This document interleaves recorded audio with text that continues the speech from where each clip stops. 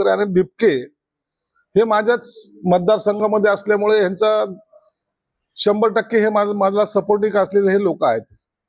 मुळामध्ये नात्यातले लोक आहेत, परंतु त्याला वेगळं वळण लागू नये म्हणून मी आज मुद्दाम होऊन हे सगळं आंदोलन संपल्यानंतर अभिजीतची जी तब्येत खराब झाली त्याच्याबद्दल चौकशी करायला आलो. त्या आंदोलनाचं जे मेन सूत्रधार किंवा ज्याला प्रमुख नेतृत्व होतं ते दिपकेचं होतं. परंतु आंदोलनाच्या काळामध्ये ज्या ज्या घटना घडल्या हे आपण सर्वांनी पाहिलेले आहेत. राजकारण कोणत्याही प्रकारचं होऊ नये,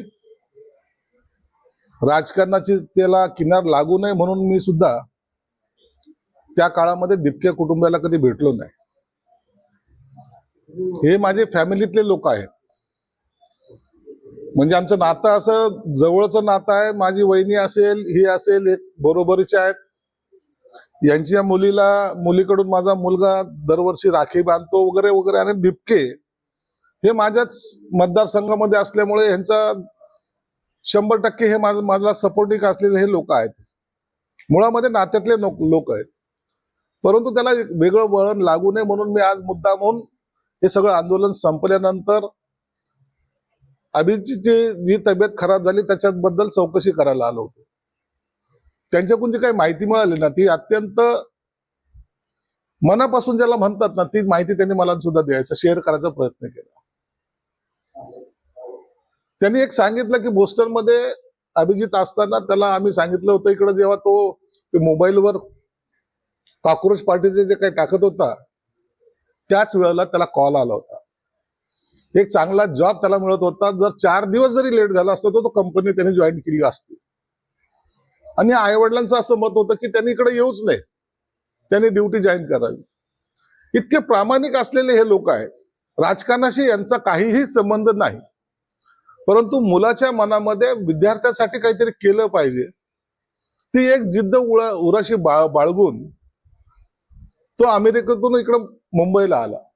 त्यानंतरचा सगळा इतिहास आपल्याला माहिती आहे. आज त्याची तब्येत खराब आहे, तिथं त्याला टायफॉइड झालेला आहे. यांचा भाचा हा तिथं देखभालीसाठी तिथं गेलेला आहे. जवळपास 4-5 दिवस तो हॉस्पिटलाइज आता आणखी राहणार आहे. म्हणून मुद्दामून लाठीचार्ज झाला त्यावेळेला सुद्धा मी माझं मत व्यक्त केलं होतं. आताही मी मागे सांगितलं होतं की आई वडिलांना मुलाची असलेली काळजी ही सर्वात प्रायोरिटीची गोष्ट असते. मुलगा मोठा झाला किंवा मुलाचं नाव झाल्यापेक्षा माझा मुलगा सुरक्षित आहे, चांगला आहे, हेच आई वडिलांना पाहायचं असतं. म्हणून मी आज मुद्दाम त्यांना भेटायला आलो. दिपकेंना सुद्धा ते सांगायला आलो की काय तिथं काय अडचण आहे का, काय चाललंय याची सगळी माहिती घेता. त्याच्या अभिजितने सुद्धा सांगितलं की तुम्ही पप्पा आता येऊ नका, 2-4 दिवस मला आराम करू द्या, नंतर तुम्ही या. या सगळ्या गोष्टीची माहिती घेण्यासाठी मी आज फक्त त्यांच्याकडे आलो होतो.